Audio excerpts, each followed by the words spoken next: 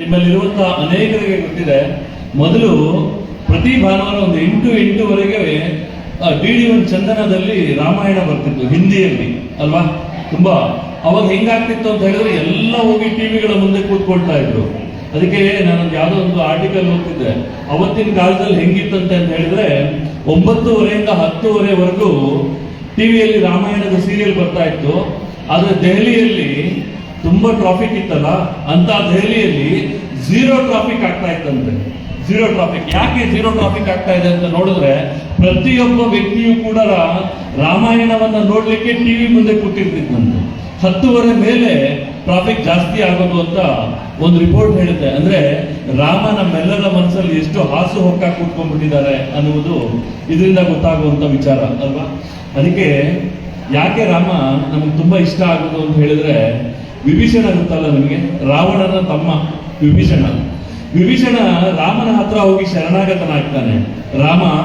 ರಾವಣ ಮಾಡ್ತಿರುವಂತ ಕೆಟ್ಟ ಕೆಲಸಗಳನ್ನು ನೋಡ್ಕೊಂಡು ನನ್ನ ಕೈಯಲ್ಲಿ ಸುಮ್ಮನಿರಕ್ಕೆ ಆಗ್ತಾ ಇಲ್ಲ, ಹಂಗಾಗಿ ಅವನ ಜೊತೆ ಅವನ ಸಹವಾಸ ನನಗೆ ಬೇಡ, ನಾನು ನಿನ್ನ ಬಳಿಯಲ್ಲಿ ಶರಣಾಗತನಾಗ್ತೀನಿ, ನನ್ನನ್ನ ನಿಮ್ಮ ಟೀಮಲ್ಲಿ ಸೇರಿಸ್ಕೊಳ್ತೀರಾ ಅಂತ ವಿಭೀಷಣ ಕೇಳಿಕೊಳ್ತಾನೆ. ಸರಿ ಆಯ್ತು ಅಂತ ರಾಮರು ಹೇಳಿದ ನಂತರ ನೋಡಿ ಎಷ್ಟು ಚೆನ್ನಾಗಿದೆ ಕೇಳಿ. ಅಲ್ಲಿದ್ದವ್ರು ಕೆಲವರು ಇಲ್ಲ ಬೇಡ, ವಿಭೀಷಣ ರಾಕ್ಷಸನ ತಮ್ಮ, ಹಂಗಾಗಿ ವಿಭೀಷಣನನ್ನ ಸೇರಿಸ್ಕೋಬೇಡಿ ಅಂತ ಕೆಲವರು ಹೇಳಿದ್ರು.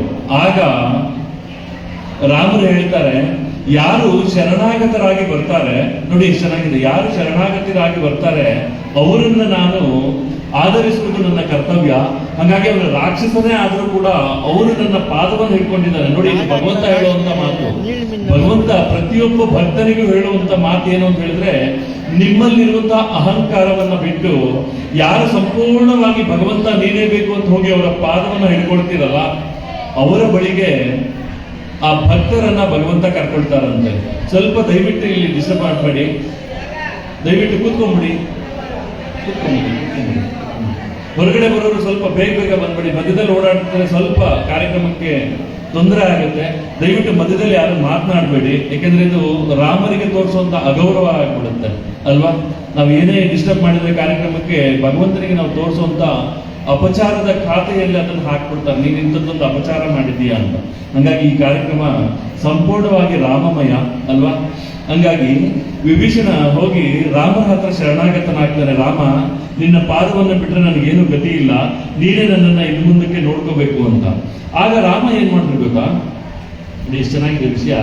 ಪಕ್ಕದಲ್ಲಿರುವಂತಹ ಒಬ್ಬ ವ್ಯಕ್ತಿಗೆ ರಾಮ ಹೇಳ್ತಾರೆ, ಒಂದು ಕಳಸ ಪಾತ್ರೆಯನ್ನ ತಗೊಂಡ್ ಬನ್ನಿ ಅಂತ.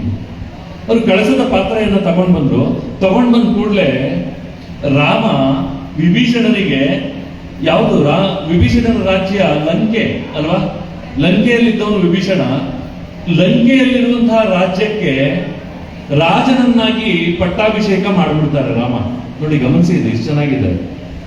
ರಾವಣ ಇನ್ನೂ ಹತನಾಗಿಲ್ಲ, ರಾವಣನ ಮೇಲೆ ಯುದ್ಧ ಆಗಿಲ್ಲ, ಲಂಕೆ ಇನ್ನೂ ಲಂಕೆಯನ್ನ ರಾಮ ಇನ್ನೂ ಗೆದ್ದಿಲ್ಲ. ಆದ್ರೆ ಇಲ್ಲಿ ವಿಭೀಷಣನಿಗೆ ಲಂಕೆಯ ರಾಜ ನೀನು ಅಂತ ಹೇಳಿ ಪಟ್ಟಾಭಿಷೇಕ ಮಾಡಿಬಿಟ್ರು ರಾಮ. ಮಾಡಿದ ಕೂಡಲೇ ಅಲ್ಲಿರುವಂತಹ ಒಬ್ಬ ವ್ಯಕ್ತಿ ಕೇಳ್ತಾರೆ ರಾಮನನ್ನ, ರಾಮ, ಇನ್ನು ನಾವು ಲಂಕೆಯ ಮೇಲೆ ಯುದ್ಧಕ್ಕೂ ಹೋಗಿಲ್ಲ, ಲಂಕೆಯನ್ನ ಗೆದ್ದಿಲ್ಲ, ಸಂಪೂರ್ಣವಾಗಿ ಲಂಕೆ ನಮ್ಮ ಕೈವಶ ಆಗಿಲ್ಲ, ಅಷ್ಟೊತ್ತಿಗಾಗಲೇ ನೀವು ವಿಭೀಷಣನಿಗೆ ಪಟ್ಟಾಭಿಷೇಕ ಮಾಡಿಬಿಟ್ರಲ್ಲ, ಒಂದು ವೇಳೆ ಏನಾದ್ರು ನೋಡಿ ಇದನ್ನು ಗಮನಿಸಿ, ಒಂದು ವೇಳೆ ಏನಾದ್ರೂ ನೀವು ರಾವಣನನ್ನ ಸೋಲಿಸ್ಲಿಕ್ಕೆ ಆಗದೆ ಇದ್ದ ಪಕ್ಷದಲ್ಲಿ ಈಗ ನೀವು ಪಟ್ಟಾಭಿಷೇಕ ಮಾಡಿದ್ರಲ್ಲ, ಇದು ವ್ಯರ್ಥ ಆಗ್ಬಿಡುತ್ತಲ್ಲ, ಏನ್ ಮಾಡ್ತೀರಿ ಅಂತ. ಅದಕ್ಕೆ ನಮ್ಮವ್ರು ನಾವ್ಯಾರಾದ್ರೂ ಆಗಿದ್ದಿದ್ರೆ ಬಹುಶಃ ಆ ಕ್ಷಣದಲ್ಲಿ ಯೋಚನೆ ಮಾಡಿ ಏನ್ ಹೇಳ್ತಾ ಇದ್ರು ಗೊತ್ತಿಲ್ಲ.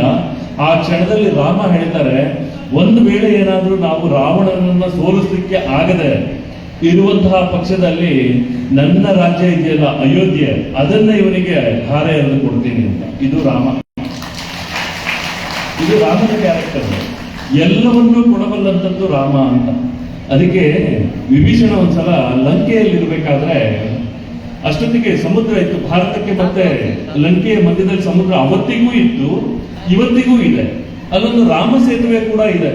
ಅದು ತುಂಬಾ ಜನಕ್ಕೆ ಗೊತ್ತಿರ್ಲಿಲ್ಲ. ರಾಮ ಸೇತುವೆ ಇದೆ ಅಂತ ಹೇಳಿದ್ರೆ ತುಂಬಾ ಜನ ಹೇಳೋರು, ನೀವು ಸುಮ್ಮನೆ ಹೇಳ್ತಾ ಇದ್ದೀರಾ, ರಾಮಾಯಣ ನಡೆದೇ ಇಲ್ಲ, ಇದೆಲ್ಲ ಕೂಡ ಕಟ್ಟುಕತೆ ಅಂತ ತುಂಬಾ ಜನ ಹೇಳ್ತಾ ಇದ್ರು. ಆದ್ರೆ ಅಮೆರಿಕದ ಸ್ಯಾಟಲೈಟ್ ಹೋಗಿ ಒಂದ್ ದಿವಸ ಯಾವತ್ತೋ ಒಂದ್ ದಿವಸ ಉಪಗ್ರಹ ಅದರದ್ದೊಂದು ಫೋಟೋ ತೆಗೆದು ಅಮೆರಿಕ ಒಂದು ರಿಪೋರ್ಟ್ ಕೊಡ್ತು, ಇಲ್ಲ ರಾಮಾಯಣ ನಡೆದಿರುವಂತದ್ದು ನಿಜ, ಮತ್ತೆ ರಾಮ ಸೇತುವೆ ಇರುವಂತದ್ದು ನಿಜ, ಭಾರತಕ್ಕೂ ಮತ್ತೆ ಶ್ರೀಲಂಕಾಕ್ಕೂ ನಡುವೆ ಒಂದು ಸೇತುವೆ ನಿರ್ಮಾಣ ಆಗಿದೆ, ಅದರ ಫೋಟೋ ನಾವು ತೆಗೆದಿದ್ದೀವಿ ನೋಡ್ಕೊಳ್ಳಿ ಅಂತ ಭಾರತೀಯರಿಗೆ ತೋರಿಸಿದ ಮೇಲೆ ನಮಗ್ ಖಾತ್ರಿ ಆಯ್ತು ರಾಮಾಯಣ ನಡೆದಿದೆ ಅಂತ. ನೋಡಿ ನಾವು ಎಷ್ಟು ಮೂರ್ಖರಾಗ್ಬಿಟ್ಟಿದ್ದೀವಿ ಅಂತ. ನಮ್ಮಲ್ಲಿ ನಡೆದಿರುವಂತಹ ವಿಚಾರಗಳ ಮೇಲೆ ನಮಗೆ ನಂಬಿಕೆ ಇಲ್ಲ, ಬೇರೆ ದೇಶದವ್ರು ಹೇಳಿದ್ರೆ ಮಾತ್ರ ನಂಬುವ ಸ್ಥಿತಿಗೆ ನಾವಿವತ್ತು ತಲುಪಿ ಕೂತ್ಕೊಂಡಿದ್ದೀವಿ ಅಂತ. ಆದ್ರೆ ಇಲ್ಲಿ ಲಂಕೆಯಲ್ಲಿರುವಂತಹ ವಿಭೀಷಣನ ಹತ್ರ ಒಬ್ಬ ಭಕ್ತ ಬರ್ತಾನೆ, ಒಬ್ಬ ಶಿಷ್ಯ ಬರ್ತಾನೆ, ವಿಭೀಷಣನ ಶಿಷ್ಯ ಬಂದವನು ಕೇಳ್ತಾನೆ, ರಾಜ ನಾನು ಭಾರತಕ್ಕೆ ಹೋಗ್ಬೇಕು ಅಂತಿದ್ದೀನಿ, ಯಾವುದೇ ದೋಣಿಯ ವ್ಯವಸ್ಥೆ ಇಲ್ಲ, ಈ ನದಿಯನ್ನ ದಾಟ್ಕೊಂಡು ಸಮುದ್ರವನ್ನ ದಾಟ್ಕೊಂಡು ಭಾರತಕ್ಕೆ ಹೋಗ್ಬೇಕು, ಏನ್ ಮಾಡೋದು, ಯಾರ ಜೊತೆ ಆದ್ರೂ ನನ್ನನ್ನು ಕಳಿಸ್ಕೊಡ್ತೀರಾ ಅಂತ. ಗಮನಿಸ್ತಿದ್ದೀರಾ? ಕೇಳಿಸ್ತಾ ಇದೆಯಾ ನನ್ನ ಮಾತು? ಕೇಳಿಸ್ತಾ ಇದೆಯಲ್ಲ? ಆಗ ವಿಭೀಷಣ ಹೇಳ್ತಾರೆ, ಸರಿ ನೀನು ಭಾರತಕ್ಕೆ ಹೋಗ್ಬೇಕಾದ್ರೆ ದೋಣಿಯ ಅವಶ್ಯಕತೆ ಇಲ್ಲ, ನಾವಿಕರ ಅಂದ್ರೆ ದೋಣಿಯನ್ನ ಚಲಾಯಿಸುವಂತ ನಾವಿಕರ ಅವಶ್ಯಕತೆ ಇಲ್ಲ, ಬದಲಾಗಿ ನಾನು ನಿನಗೆ ಒಂದು ಯಂತ್ರವನ್ನ ಕೊಡ್ತೇನೆ, ಯಂತ್ರವನ್ನ ತಗೋ, ನೀರಿನ ಮೇಲೆ ಹೋಗ್ಬೋದು ಅಂತ. ಸರಿ, ಈ ಹುಡುಗ ಆ ವ್ಯಕ್ತಿ ನೋಡ್ಕೊಂಡು ನಿಂತ್ಕೊಂಡ, ಏನ್ ಯಂತ್ರ ಕೊಡ್ಬೋದು ವಿಭೀಷಣ ಅಂತ, ಏನ್ ಸಣ್ಣದೊಂದು ದೋಣಿ ಏನಾದ್ರೂ ಕೊಡ್ತಾರ ಅಥವಾ ಯಾವ್ದಾದ್ರು ಮಿಷನರಿ ಏನಾದ್ರೂ ತಯಾರು ಮಾಡಿ ಕೊಡ್ತಾರ ಅಂತ. ಆಗ ವಿಭೀಷಣ ಏನ್ ಮಾಡ್ತಾರೆ, ಒಂದು ಅರಳಿ ಎಲೆ ಇತ್ತಲ್ಲ, ಅರಳಿಯ ಎಲೆಯ ಮೇಲೆ ಜೈ ಶ್ರೀರಾಮ್ ಅಂತ ಬರೆದು ಅದನ್ನ ಒಂದು ವಸ್ತ್ರದಲ್ಲಿ ಕಟ್ಟಿ ಈ ವ್ಯಕ್ತಿಗೆ ನೇತ್ ಹಾಕ್ತಾರೆ. ನೇತ್ ಹಾಕಿ ಒಂದು ಮಾತು ಹೇಳ್ತಾರೆ, ನೀನು ಈ ಲಂಕೆ ಏನಿದೆ ಇಲ್ಲಿಂದ 100 ಯೋಜನ ಸಮುದ್ರ ಇದೆಯಲ್ಲ, 100 ಯೋಜನ ಸಮುದ್ರದ ಮೇಲೆ ನಡ್ಕೊಂಡು ಹೋಗ್ಬೋದು, ನೀನು ಯಾವುದೇ ಕಾರಣಕ್ಕೂ ಮುಳುಗಲ್ಲ, ನಡ್ಕೊಂಡು ಹೋಗ್ಬೋದು. ಅಂತದ್ದೊಂದು ಶಕ್ತಿ ನಾನು ಕಟ್ಟಿರುವಂತಹ ಯಂತ್ರದಲ್ಲಿದೆ, ಯಾವುದೇ ಕಾರಣಕ್ಕೂ ಅನುಮಾನದಿಂದ ಈ ಗಂಟನ್ನ ಬಿಚ್ಚಬೇಡ ಅಂತ ಹೇಳಿ.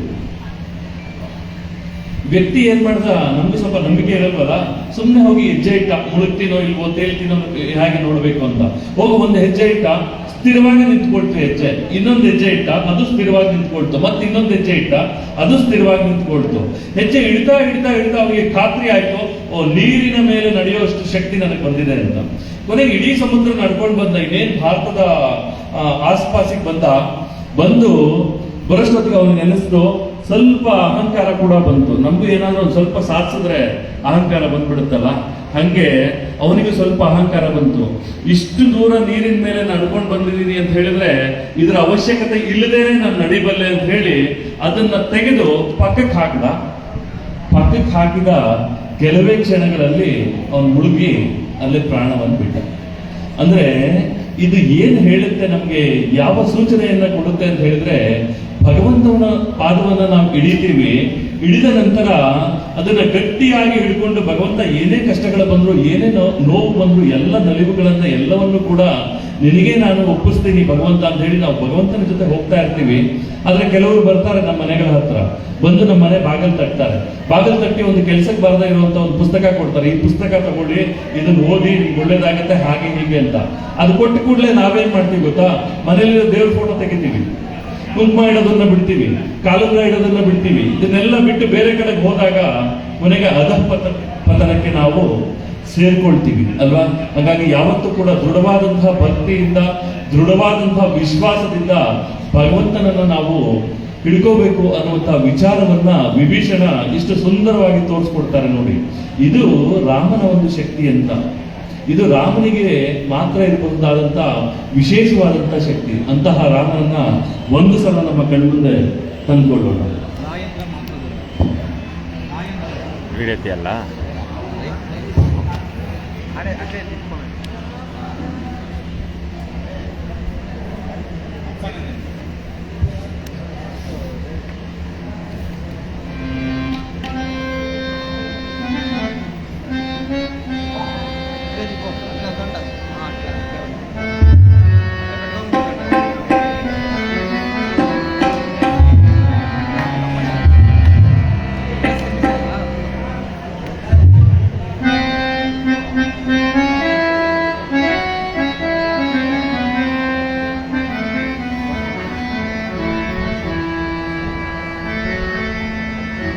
ಗೋವಿಂದ ಗೋವಿಂದ ಗೋವಿಂದ.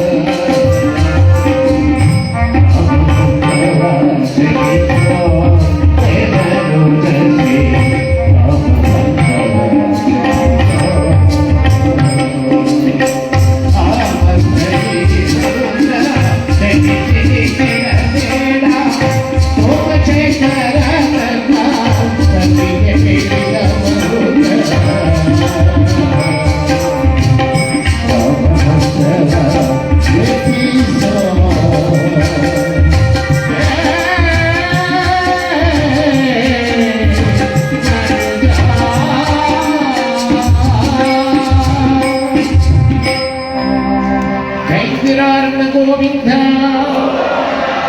ಕೋದಂಡರಾಮ ಸ್ವಾಮಿ ಪಾದಕ್ಕೆ ಶರಣು ಗೋವಿಂದ. ಬಂಧುಗಳೇ, ಅದ್ಭುತವಾದ ಹಾಡನ್ನು ಕೇಳಿದ್ವಿ. ರಾಮ ಮಂತ್ರವ ಜಪಿಸೋ ಹೇ ಮನುಜ. ನೋಡಿ ಎಷ್ಟು ಚೆನ್ನಾಗಿದೆ. ಸೋಮಶೇಖರ ತನ್ನ ಸತಿಗೆ ಬೇಡಿದ ಮಂತ್ರ. ಯಾರು ಸೋಮಶೇಖರ? ಯಾರು ಹೇಳಿ? ಸೋಮಶೇಖರ ಅಂದ್ರೆ ಯಾರು? ಸೋಮ ಅಂತ ಹೇಳಿದ್ರೆ ಚಂದ್ರ, ಚಂದ್ರನನ್ನ ಮುಡಿಯಲ್ಲಿ ಧರಿಸಿರುವವನು ಸೋಮಶೇಖರ ಅಂದ್ರೆ ಶಿವ ಅಲ್ವಾ? ಶಿವ ತನ್ನ ಹೆಂಡತಿಯಾದಂತಹ ಪಾರ್ವತಿಗೆ ಹೇಳಿದಂತ ಮಂತ್ರ ಅಂತ ಇದು. ನಿಜನಾ? ನನಗೂ ಗೊತ್ತಿಲ್ಲ.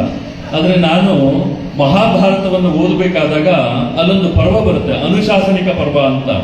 ಅನುಶಾಸನಿಕ ಪರ್ವದಲ್ಲಿ ಪಾರ್ವತಿ ದೇವಿ ಶಿವನನ್ನ ಕುರಿತು ಕೇಳ್ತಾರಂತೆ, ಶಿವ, ಜಗತ್ನಲ್ಲಿ ಅತ್ಯಂತ ಶ್ರೇಷ್ಠವಾದಂತಹ ನಾಮ ಯಾವುದು ಅಂತ. ಆಗ ಶಿವ ಹೇಳ್ತಾರಂತೆ, ಜಗತ್ನಲ್ಲಿ ಅತ್ಯಂತ ಶ್ರೇಷ್ಠವಾದಂತಹ ನಾಮ ರಾಮನಾಮ ಅಂತ ಹೇಳ್ತಾರಂತೆ.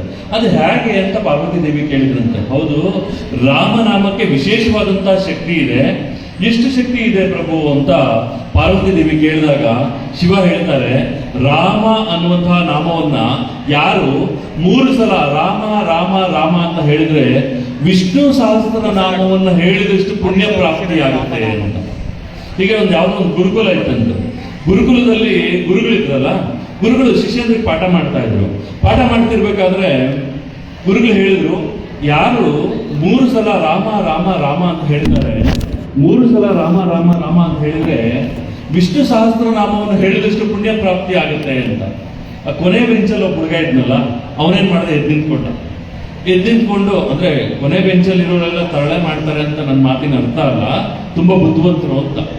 ಆ ಕೊನೆ ಬೆಂಚಲ್ಲಿ ಇರುವಂತ ಹುಡುಗ ಎದ್ದು ನಿಂತ್ಕೊಂಡು ಹೇಳಿದ, ಗುರುಗಳೇ, 3 ಸಲ ನೀವು ರಾಮ ರಾಮ ರಾಮ ಅಂತ ಹೇಳಿದ್ರೆ ವಿಷ್ಣು ಸಹಸ್ರ ನಾಮವನ್ನ ಹೇಳಿದಷ್ಟು ಪುಣ್ಯ ಪ್ರಾಪ್ತಿ ಆಗುತ್ತೆ ಅಂತ ನೀವು ಹೇಳಿದ್ರಲ್ಲ ಗುರುಗಳೇ, ಅದು ಹೇಗೆ ಅಂತ ಕೇಳ್ದ.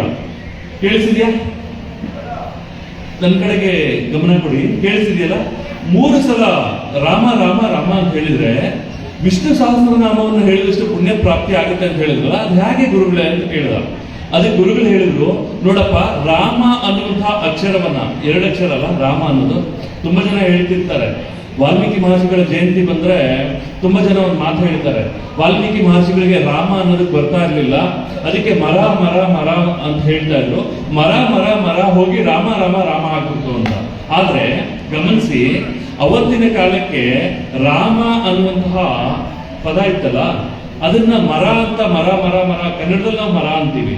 ಆದ್ರೆ ವಾಲ್ಮೀಕಿ ಮಹರ್ಷಿಗಳಿಗೆ ಕನ್ನಡ ಗೊತ್ತಿರ್ಲಿಲ್ಲ, ಅವರು ಸಂಸ್ಕೃತ ಗೊತ್ತಿದ್ದು. ಸಂಸ್ಕೃತದಲ್ಲಿ ಮರ ಅಂತ ಹೇಳಲಿಕ್ಕೆ ಹೇಗೆ ಸಾಧ್ಯ ಅಲ್ವಾ? ಇಲ್ವಲ್ಲ.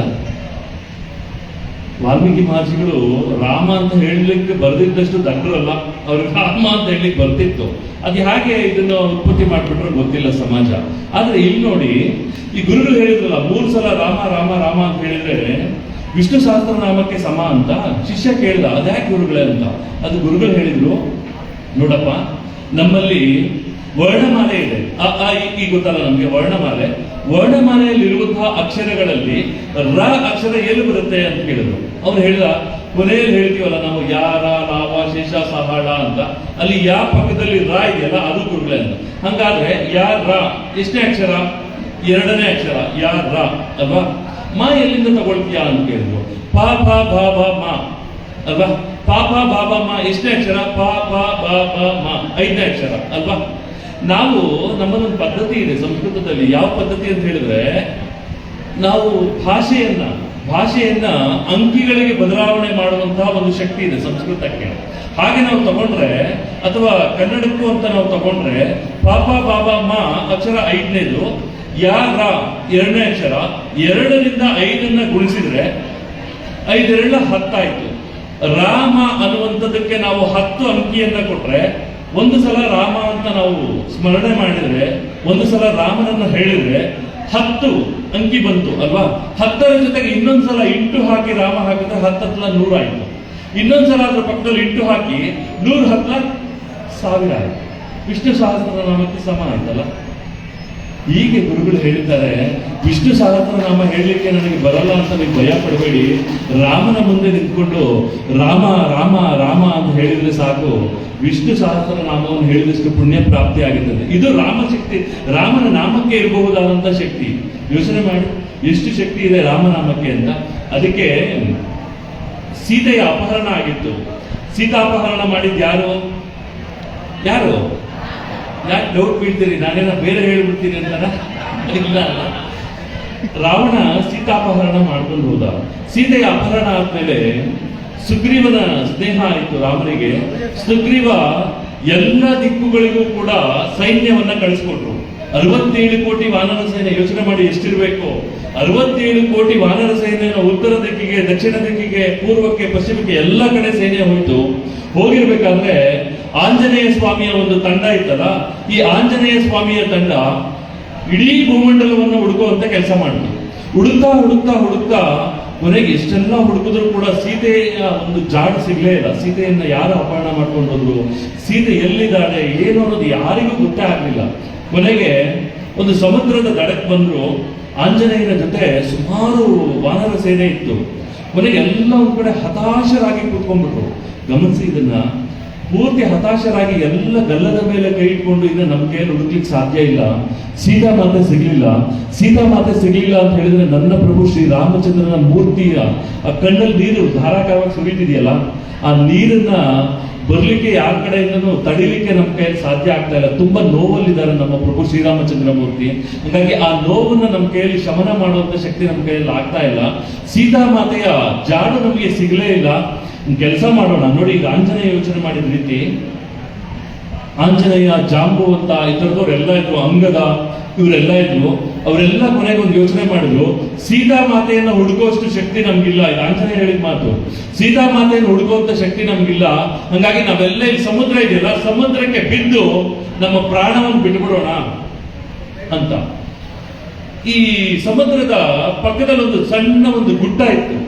ಗುಡ್ಡದ ಮೇಲೆ ಒಂದು ಸಂಪಾತಿ ಅನ್ನುವಂಥ ಒಂದು ದೊಡ್ಡ ಗರುಡ ಪಕ್ಷಿ ಇತ್ತು. ಏನ್ ಹೇಳಿ? ಗರುಡ ಪಕ್ಷಿ ದೊಡ್ಡದೊಂದಿತ್ತು. ಆ ಗರುಡ ಪಕ್ಷಿಗೆ ಹಾರುವಷ್ಟು ಶಕ್ತಿ ಇರಲಿಲ್ಲ. ಅದಕ್ಕೆ ತುಂಬಾ ವಯಸ್ಸಾಗಿತ್ತು.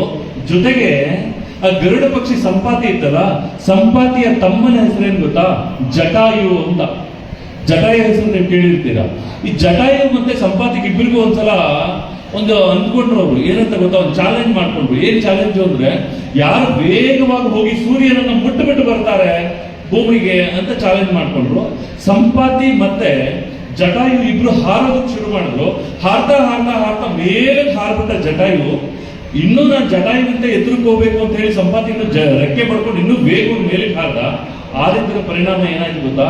ಸೂರ್ಯನ ಶಾಖ ಬಿದ್ದು ಅವನ ಎಲ್ಲ ರೆಕ್ಕೆಗಳು ಸುಟ್ಟು ಹೋಯ್ತು. ಯಾರದ್ದು? ಸಂಪಾತಿದು. ಸಂಪಾತಿಯ ರೆಕ್ಕೆಗಳು ಸುಟ್ಟೋಗಿ ದುಪ್ ಅಂತ ಕೆಳಗಡೆ ಬಿದ್ದ. ಕೆಳಗಡೆ ಬಿದ್ದವನು ಎಲ್ಲಿ ಬಿದ್ದ ಗೊತ್ತಾ? ಆ ಬೆಟ್ಟದ ಮೇಲೆಗಡೆ ತುದಿಯಲ್ಲಿ ಹೋಗಿ ಕೂತ್ಕೊಂಡ. ಅವತ್ತಿನಿಂದ ಸ್ವಂತವಾಗಿ ಹಾರ್ಕೊಂಡು ಹೋಗಿ ಏನೋ ಆಹಾರವನ್ನ ಸಂಪಾದನೆ ಮಾಡ್ಕೊಂಡು ತಿನ್ನೋಷ್ಟು ಶಕ್ತಿ ಸಂಪಾದಿಗೆ ಇರ್ಲಿಲ್ಲ. ಸಂಪಾತಿ ಏನ್ ಮಾಡ್ತಿದ್ದೆ ಗೊತ್ತಾ? ತಾನಾಗಿ ತಾನೇ ಏನಾದ್ರೂ ಆಹಾರ ಸಿಕ್ಕಿದ್ರೆ ಬೆಟ್ಟದ ಮೇಲೆ ಅದನ್ನ ತೆಗೆದು ತಿಂತಿದ್ದ ಪ್ರತಿ ದಿವಸ. ಆದ್ರೆ ಈ ಕೆಳಗಡೆ ಎಲ್ಲ ಮಾತಾಡ್ಕೊಳ್ತಾ ಇದ್ರಲ್ಲ, ಏನಂತ? ನಾವೆಲ್ಲ ಸಮುದ್ರಕ್ಕೆ ಹಾರೋಣ, ಪ್ರಾಣ ಬಿಟ್ಬಿಡೋಣ ಅಂತ ಹಾಕ್ತಿದ್ರಲ್ಲ, ಹೇಳ್ತಿದ್ರಲ್ಲ.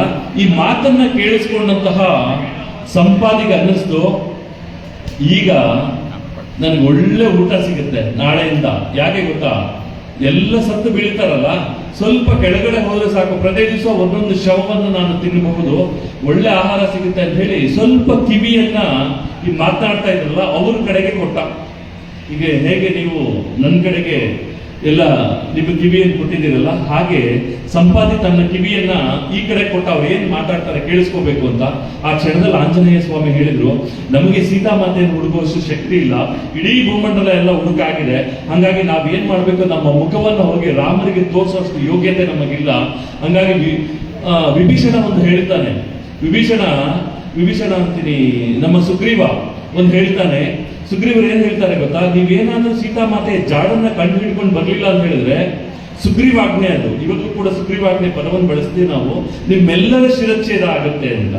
ಅದಕ್ಕೆ ಇವ್ರು ಯೋಚನೆ ಮಾಡಿಕೊಂಡ್ರು, ಹೋಗಿ ಸುಗ್ರೀವನಿಗೆ ನಾವು ನಮ್ಮ ಮುಖವನ್ನು ತೋರಿಸಿ ಶಿರಚ್ಛೇದ ಮಾಡಿಸ್ಕೊಳ್ಳೋ ಬದಲು ಸಮುದ್ರಕ್ಕೆ ಹಾರಿ ನಮ್ಮ ಪ್ರಾಣ ಬಿಟ್ಬಿಡೋಣ ಅಂತ. ಸರಿ, ಎಲ್ಲ ಇನ್ನೇನು ಸಮುದ್ರಕ್ಕೆ ಹಾರಬೇಕು ಅಷ್ಟೊತ್ತಿಗೆ ಅಲ್ಲಿದ್ದವ್ರು ಯಾರೋ ಹೇಳಿದ್ರು, ಇಲ್ಲ ಜಟಾಯು ಹೇಳಿದಂತೆ, ನೋಡಿ ಗಮನಿಸಿ ಇದನ್ನ, ಜಟಾಯು ಹೇಳಿದಂತೆ ಈ ದಕ್ಷಿಣ ದಿಕ್ಕಿಗೆ ಸೀತಾಮಾತೆಯನ್ನು ತಗೊಂಡು ಹೋದ್ರಂತೆ ಯಾರೋ ಪುಷ್ಪಕ ವಿಮಾನದಲ್ಲಿ ಅಂತ ಜಟಾಯು ಹೇಳಿದಂತೆ. ಒಂದ್ಸಲ ನಾವು ದಕ್ಷಿಣದ ಕಡೆಗೆ ಹೋಗ್ಬೋದಾ? ಜಟಾಯು ಅನ್ನುವಂತಹ ಹೆಸರನ್ನ ಕೇಳಿದ ತಕ್ಷಣ ಸಂಪಾತಿಯ ಕಿವಿ ನೆಟ್ಟಗಾಗ್ಬಿಡ್ತು. ನೆಟ್ಟಗಾಗಿ ಕೇಳ್ತಾನೆ, ಒಂದ್ ನಿಮಿಷ ನಿಲ್ಲಿ, ನೀವ್ ಯಾರು ಸಾಯ್ಬೇಡಿ, ಒಂದ್ ನಿಮಿಷ ನಿಲ್ಲಿ, ನನ್ನ ತಮ್ಮನ ಹೆಸರನ್ನ ನೀವು ಹೇಳ್ತಾ ಇದ್ರಲ್ಲ ಜಟಾಯು ಜಟಾಯು ಅಂತ, ಯಾರು ಅಂತ ಕೇಳಿದ್ರು. ಆಗ ಇವ್ರು ಹೇಳಿದ್ರು, ಅಯೋಧ್ಯೆ ಇದೆಯಲ್ಲ, ಅಯೋಧ್ಯೆಯ ದಶರಥ ಮಹಾರಾಜನಿಗೆ 4 ಜನ ಮಕ್ಕಳು, ರಾಮ ಲಕ್ಷ್ಮಣ ಭರತ ಶತ್ರುಘ್ನ, ಅವರೆಲ್ಲ ಕಥೆಯನ್ನು ಹೇಳಿ ಇಂತಹ ಸೀತಾಮಾತೆ ಕಾಡಲ್ಲಿರ್ಬೇಕಾದ್ರೆ ಒಬ್ಬ ರಾಕ್ಷಸ ಕತ್ಕೊಂಡು ಹೋದ ಅಂತ ಜಟಾಯು ಹೇಳಿದಂತೆ ಈಗ ವಿಷಯ ತಿಳಿದು ಬರ್ತಾ ಇದೆ ಅಂತ ಹೇಳೋಷ್ಟೊತ್ತಿಗೆ, ಈ ಕಥೆಯನ್ನು ಹೇಳೋಷ್ಟೊತ್ತಿಗೆ ಸುಮಾರು ಸಲ ರಾಮನ ಸ್ಮರಣೆ ಆಗಿತ್ತು, ರಾಮನಾಮ ಸ್ಮರಣೆ ಆಗಿತ್ತು. ರಾಮ ಹಾಗೆ ಮಾಡಿದ್ರು, ರಾಮ ಹೀಗೆ ಮಾಡಿದ್ರು, ರಾಮನ ಹೆಂಡತಿ ಸೀತಾಮಾತೆ, ಇದನ್ನೆಲ್ಲ ಲಕ್ಷ್ಮಣನ ಅನುಜ ರಾಮ, ಇದನ್ನೆಲ್ಲ ಹೇಳ್ತಾ ಹೇಳ್ತಾ ಹೇಳ್ತಾ ರಾಮನಾಮದ ಶಕ್ತಿ ಹೆಂಗಿತ್ತು ಅಂತ ಹೇಳಿದ್ರೆ ನೀವು ನಂಬಲ್ಲ, ಇವತ್ತಿಗೂ ಕೂಡ ಯಾವುದು ಸಂಪಾದಿಕೆ ರೆಕ್ಕೆಗಳು ಸುಟ್ಟು ಹೋಗಿತ್ತಲ್ಲ, ರಾಮನಾಮವನ್ನು ಕೇಳ್ತಾ ಕೇಳ್ತಾ ಕೇಳ್ತಾ ಸುಟ್ಟು ಹೋಗಿದ್ದಂತಹ ರೆಕ್ಕೆಗಳು ವಾಪಸ್ ಬಂದ್ಬಿಡ್ತವೆ. ಇದು ರಾಮನಾಮದ ಶಕ್ತಿ. ಆಗ ಸಂಪಾತಿ ಹೇಳ್ತಾನೆ, ರಾಮನಾಮವನ್ನು ಕೇಳ್ತಾ ಕೇಳ್ತಾ ಕೇಳ್ತಾ ಸುಟ್ಟು ಹೋಗಿದ್ದಂತಹ ನನ್ನೆಲ್ಲ ರೆಕ್ಕೆಗಳು ಬಂದಿದೆ, ನೀವೇನು ಯೋಚನೆ ಮಾಡಬೇಡಿ, ನಾನ್ ನಿಮ್ಗೆ ಸಾಥನ್ನ ಕೊಡ್ತೀನಿ, ನಾನ್ ನಿಮ್ಗೆ ಸಹಾಯಕರಾಗಿ ನಿಂತ್ಕೊಳ್ತೀನಿ, ನನಗೊಂದು ವಿಶೇಷವಾದಂತಹ ಶಕ್ತಿ ಇದೆ. ನೋಡಿ ಎಷ್ಟು ಚೆನ್ನಾಗಿದೆ. ವಯಸ್ಸಾಗಿರುವಂತಹ ಸಂಪಾತಿ ಹೇಳ್ತಾನೆ, ನನಗೆ ವಿಶೇಷವಾದಂತಹ ಶಕ್ತಿ ಇದೆ. ಶಕ್ತಿ ಏನ್ ಗೊತ್ತಾ? ನನ್ನ ಕಣ್ಣುಗಳು ತುಂಬಾ ತೀಕ್ಷ್ಣ. ಇವತ್ತಿಗೂ ಕೂಡ ನೀವು ಬೆರಡನ್ನ ನೋಡಿ, ಸುಮಾರು ಕಿಲೋಮೀಟರ್ ಮೇಲೆ ಹಾರ್ತಾ ಇರುತ್ತೆ. ನೆಲದಲ್ಲಿ ಒಂದು ಕಪ್ಪೆನೋ ಒಂದು ಇಲಿ ಮರಿನೋ ಓಡ್ತಾ ಇದ್ರೆ ಓಡುವುದು ರಪ್ಪತ್ತ ಹಿಡ್ಕೊಂಡು ಹೊರಟೋಗುತ್ತೆ. ಅಷ್ಟು ತೀಕ್ಷ್ಣವಾಗಿರುತ್ತೆ ಗರುಡನ ಕಣ್ಣುಗಳು. ಹಾಗಾಗಿ ಆ ಸಂಪಾತಿ ಹೇಳ್ತಾನೆ, ನನ್ನ ಕಣ್ಣುಗಳು ತುಂಬಾ ತೀಕ್ಷ್ಣವಾಗಿದೆ, ಒಂದು ಸಲ ನಾನು ಮೇಲಕ್ಕೆ ಹಾರ್ತೀನಿ, ಹಾರಿ ಇಡೀ ಭೂಮಂಡಲವನ್ನು ಒಂದ್ಸಲ ನೋಡ್ತೀನಿ, ನೋಡಿ ಸೀತಾಮಾತೆ ಎಲ್ಲಾದ್ರೂ ಕಾಣಿಸಿದ್ರೆ ನಿಮಗೆ ತಿಳಿಸ್ತೀನಿ ಅಂತ. ತಕ್ಷಣ ಸಂಪಾತಿ ಹಾರಿ ಮೇಲೆಗಡೆಯಿಂದ ನೋಡಿದ ತಕ್ಷಣ ಶಿಶುಪಾಲ ವೃಕ್ಷದ ಕೆಳಗಡೆ ಕುಳಿತಿರುವಂತಹ ಸೀತಾಮಾತೆಯ ಚಿತ್ರಣ ಸಂಪಾತಿ ಗೊತ್ತಾಯ್ತು. ಆ ಕ್ಷಣದಲ್ಲಿ ಸಂಪಾತಿ ಹೇಳ್ತಾನೆ, ರಾವಣನ ಲಂಕೆಯಲ್ಲಿ ಸೀತಾಮಾತೆ ಇದ್ದಾರೆ, ಅದು ಅಶೋಕವನದಲ್ಲಿ ಅಶೋಕ ವಾಟಿಕೆಯಲ್ಲಿ ಶಿಶುಪಾಲ ವೃಕ್ಷದ ಕೆಳಗಡೆ ಅಮ್ಮನವರು ಕೂತಿದ್ದಾರೆ, ನೀವೆಲ್ಲ ಹೋಗಿ ಅಲ್ಲಿಗೆ ಅಂತ. ಆಗ ಇವರೆಲ್ಲರೂ ಕೂಡ ಲಂಕೆಗೆ ಹೋಗುವಂತ ಪ್ರಯತ್ನ ಮಾಡ್ತಾರೆ ಅಂತ ಹೇಳಿದ್ರೆ ಅದರ ಹಿಂದೆ ಇರುವಂತಹ ಶಕ್ತಿ ಯಾವುದು ಅಂತ ಹೇಳಿದ್ರೆ ಅದು ರಾಮನಾಮದ ಶಕ್ತಿ. ಅಂತಹ ರಾಮನನ್ನ ಒಂದು ಸಲ ಸ್ಮರಣೆ ಮಾಡಿಕೊಳ್ಳೋದು.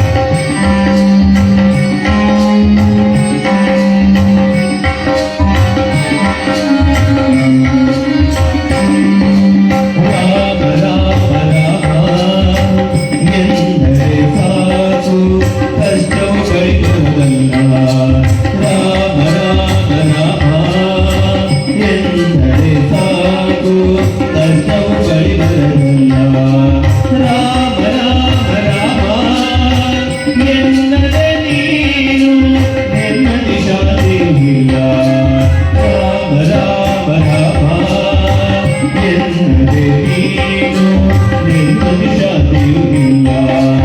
ರಾಮ ರಾಮ ರಾಮ ಎಂದರೆ ಸಾಕು ಕತ್ತಲೆ ಬಾಳಲಿಲ್ಲ. ರಾಮ ರಾಮ ರಾಮ ಎನ್ನದೆ ನೀನು ಚಿಂತೆಯು ಹೋಗುವುದಿಲ್ಲ. ರಾಮ ರಾಮ ರಾಮ ಎನ್ನದೆ ನೀನು ಚಿಂತೆಯು ಹೋಗುವುದಿಲ್ಲ. ಬೆರೆದು ಹುಟ್ಟಿರಲಿ ರಾಮನ ಮರಿಸೋ ಅನುಚರ ರಾಮನ. ಬೆರೆದು ಹುಟ್ಟಿರಲಿ ರಾಮನ ಮರಿಸೋ ಅನುಚರ ರಾಮನ.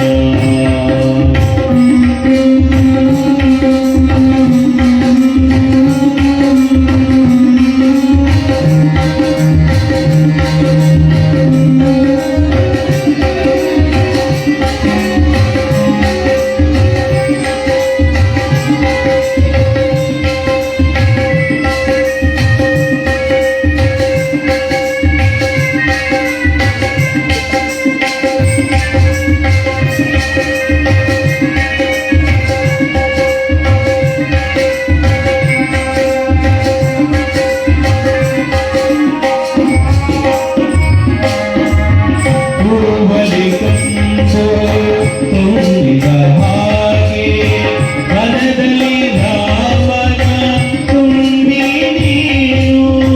ಹೂವಲಿ ಕೇನು ತುಂಬಿದ ಹಾಗೆ ಹೃದಯದಿ ರಾಮನ ತುಂಬಿ ನೀನು.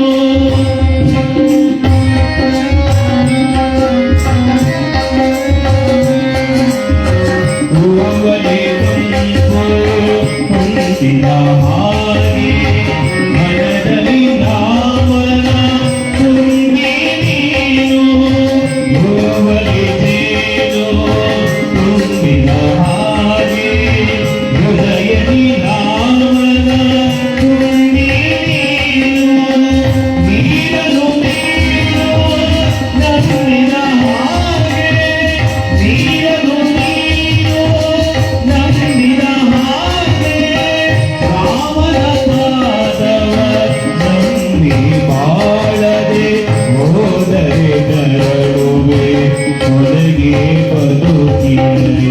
ಬೆರೆಸೋ ರಾಮನ ರಾಮ ಮರಿಸೋ ಅನುಚರ ರಾಮ. ಬೆರೆಸೋ ಹುಸಿರಲಿ ರಾಮನ ಮರಿಸೋ ಅನುಚರ ರಾಮನ. ಮರಿಸೋ ಅನುಚರ ರಾಮನ. ಮರಿಸೋ ಅನುಚರ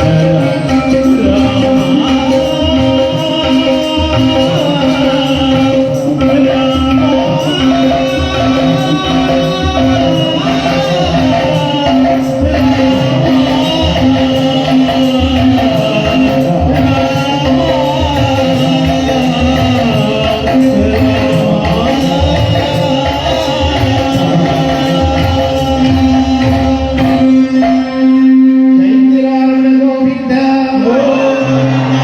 ಶ್ರೀರಾಮಚಂದ್ರ ಸ್ವಾಮಿ ಪಾದಕ್ಕೆ ಶರಣು ಗೋವಿಂದ. ಆಂಜನೇಯ ವರದ ಗೋವಿಂದ.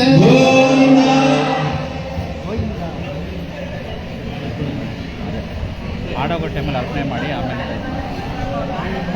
ದಯಮಾಡಿ ಯಾರ್ಯಾರು ಭಗವಂತನಿಗೆ ಕಾಣಿಕೆಯನ್ನು ಅರ್ಪಣೆ ಮಾಡಬೇಕೋ ಅವರೆಲ್ಲ ದಯಮಾಡಿ ಬಂದು ಅರ್ಪಣೆ ಮಾಡಿ ಆ ನಂತರ ಕಾರ್ಯಕ್ರಮವನ್ನು ಮುಂದುವರಿಸೋಣ. ದಯವಿಟ್ಟು ಯಾರ್ಯಾರು ಈಗ ಅರ್ಪಣೆ ಮಾಡಬೇಕು ಅಂತಿದ್ದೀರಿ ಬಂದು ಎಲ್ಲ ಅರ್ಪಣೆ ಮಾಡಿ. ಮತ್ತೆ ಹಾಡು ಬಂದಾಗ ಮತ್ತೆ ಅರ್ಪಣೆ ಮಾಡಲಿಕ್ಕೆ ಅವಕಾಶ ಇರುತ್ತೆ. ಎದುರಾರಮಣ ಗೋವಿಂದ. ಆಂಜನೇಯ ವರದ ಗೋವಿಂದ. ಇವತ್ತು ನಮ್ಮ ಪಾದಯಾತ್ರೆಯ ಕೊನೆಯ ದಿವಸದ ಇಂದಿನ ದಿವಸ ಅಂದ್ರೆ ನಾಳೆಗೆಲ್ಲ ನಿಮ್ಮ ಆತ್ಮೀಯರೆಲ್ಲ ನಿಮ್ಮ ಬಂಧು ಬಳಗ ಎಲ್ಲರೂ ಸಹ ನಾಳೆ ನಿಮಗೆ ಮಧ್ಯಾಹ್ನದ ಕಾಲೇ ಸಿಕ್ಬಿಡ್ತಾರೆ ನಿಮ್ಮ ಕೈಗೆ. ಒಂದು ವಾರ 10 ದಿವಸದಿಂದ ಎಲ್ಲ ಬಿಟ್ಟು ಬಂದಿರ್ತಕ್ಕಂಥವ್ರು. ನಾವು ಪ್ರತಿ ವರ್ಷ ಇಲ್ಲಿ ಒಂದು ಉಂಡಿ ಇಡ್ತೀವಿ. ಈ ಉಂಡಿ ಇಡೋ ಉದ್ದೇಶ ಏನು ಅಂದ್ರೆ ನಿಮಗೆ ಗೊತ್ತಿದೆ. ಯಾರೋ ಒಬ್ಬರೇ ಮಾಡ್ತಾರೆ, ಪಾದಯಾತ್ರೆನ ಮಾಡಿಸ್ತಾರೆ ಅಂತಕ್ಕಂಥ ಒಂದು ಅಭಿಮಾನ ಇಲ್ಲದೆ ಹೋಗಲಿ ಅನ್ನೋ ಉದ್ದೇಶದಿಂದ ನಾವು ಈ ಉಂಡಿನ ಇಡ್ತೀವಿ. ಆ ಉಂಡಿಲಿ ನೀವು ಹಾಕ್ತಕ್ಕಂಥ ಹಣವನ್ನು ಮುಚ್ಚಿ ಹಾಕಬೇಕು ಅಂತಲೂ ಹೇಳ್ತೀವಿ. ಯಾಕಂದ್ರೆ ನೀವು 10 ರೂಪಾಯಿ ಹಾಕ್ತಿರೋ 10,000 ಹಾಕ್ತಿರೋ ಗೊತ್ತಿಲ್ಲ. ಆದ್ರೆ ನಾವು ಜೊತೆಲಿ ನಮ್ಮ ಹಣನೂ ಸೇರಿ ಈ ಪಾದಯಾತ್ರೆ ನಡೆದಿದೆ. ಇದು ನಮ್ಮ ಪಾದಯಾತ್ರೆ ಅಂತ ಒಂದು ನಿಮ್ಮ ಮನಸ್ಸಿಗೆ ಬರಲಿ ಅನ್ನೋ ಉದ್ದೇಶದಿಂದ ನಾವು ಈ ಒಂದು ಕಾರ್ಯಕ್ರಮನ ಪ್ರತಿ ವರ್ಷ ಇಡ್ತೀವಿ. ಯಾಕಂದ್ರೆ ಎಲ್ಲೂ ಯಾರೋ ಒಬ್ರು ಕರ್ಕೊಂಡೋಗಿ ಧರ್ಮ ಕಾರ್ಯ ಮಾಡ್ತಾರೆ ಅಂತಕ್ಕಂಥದ್ದು ಇರಬಾರ್ದು. ನಾನು ಪದೇ ಪದೇ ಹೇಳ್ತಾ ಇದ್ದೀವಿ, ನಮ್ಮ ಜವಾಬ್ದಾರಿ ಒಂದ್ ಸ್ವಲ್ಪ ಒಂದೇ ಒಂದು ಸ್ಟೆಪ್ ಮೇಲಿರ್ತದೆ. ಏನೋ ಜವಾಬ್ದಾರಿ ಅಂತಕ್ಕಂಥ ಪದದ ಜೊತೆ ಸೇರಿರ್ತದೆ. ಇವತ್ತು ಈ ಒಂದು ಕಾರ್ಯಕ್ರಮ ಭಗವಂತನ ಕಾರ್ಯಕ್ರಮ. ಇವತ್ತೆಲ್ಲ ನಾಳೆ ಇದು ಬಹಳ ದೊಡ್ಡ ಮಟ್ಟಕ್ಕೆ ಪಾದಯಾತ್ರೆ ಬೆಳೀತದೆ. ಅವತ್ತು ಬಲರಾಮ ಇರ್ಬೋದು, ರಮೇಶಣ್ಣ ಇರ್ಬೋದು, ಇಲ್ಲೇ ಇರ್ಬೋದು. ಆದ್ರೆ ಇದೊಂದು ದೊಡ್ಡ ಒಂದು ಸಮಿತಿಯಾಗಿ ಹೊರಡುವಂಥದ್ದೇ. ಅವತ್ತು ಸಹ ನೀವೆಲ್ಲ ಸಹಕಾರಿಯಾಗಿರ್ಬೇಕು, ನೀವು ಇದ್ರ ಜೊತೆ ಸೇರಿ ಕೆಲಸ ಮಾಡಬೇಕು ಅಂತಕ್ಕಂಥ ಮನೋಭಾವನೆಯೂ ಸಹ ಬರಬೇಕು. ಹಾಗಾಗಿ ನಾವು ಈ ಒಂದು ಉಂಡಿ ಇಡ್ತಕ್ಕಂಥ ಕಾರ್ಯಕ್ರಮವನ್ನು ಮಾಡ್ತೀವಿ. ಅದು ಎಷ್ಟೋ ಜನಕ್ಕೆ ಹೊಸಬ್ರು ಗೊತ್ತೋ ಗೊತ್ತಿಲ್ಲ, ಆದ್ರೂ ಹೇಳಿರ್ತಾರೆ ಅಂತ ಅನ್ಕೊಂತೀವಿ. ಭಗವಂತನಿಗೆ ಈ ಕಾರ್ಯಕ್ರಮಕ್ಕೆ, ಭಗವಂತನ ಸೇವೆಗೆ, ನಿಮ್ಮ ಪಾದಯಾತ್ರೆಗೆ ನೀವು ಮಾಡ್ತಾ ಇರ್ತಕ್ಕಂಥ, ನಾವೇ ಮಾಡ್ತಾ ಇರ್ತಕ್ಕಂಥ ಒಂದು ಕೈ ಅಂತ ಹೇಳಿ ಈ ಒಂದು ಉಂಡಿಯನ್ನು ಇಡ್ತಕ್ಕಂಥದ್ದು. ಹಾಗಾಗಿ ಇದನ್ನ ನಾವು ಪ್ರತಿ ವರ್ಷ ಇಲ್ಲಿ ಇಡ್ತೀವಿ.